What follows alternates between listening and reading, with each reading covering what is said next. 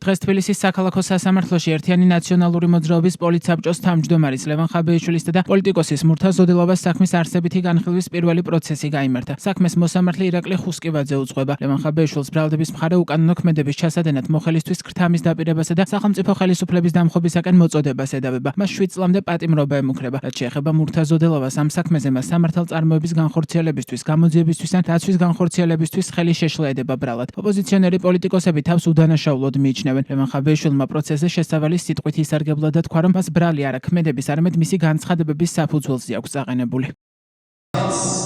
მიყენებს პროკურატურა თამი შესთავაზებულად. მე წლების განმავლობაში ვეწევი პოლიტიკურ საქმიანობას. ეს სიტყვები რომ ლიტონის სიტყვები არის, ობერე დროთა განმავლობაში ეს ყველაფერი ახლებოდა ხოლმე.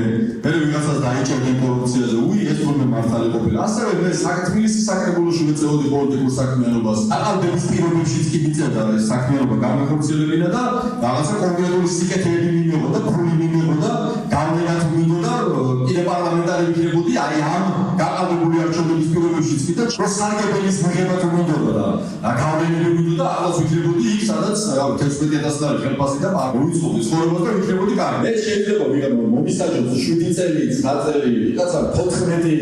ეს არის ფსიქოლოგიური ზეწოლია. ეს არის წამებასთან დაკავშირებული. არის ერთ-ერთი მექანიზმი, რომ ფსიქოლოგიური წამების და ზეგავლენის ქვეშ დიახო ადამიანებს იფიქრება აკას სისასაღები ზენდაიზებია რომ ეს არის ინსტინქტი, რომელიც თავად დავიგე.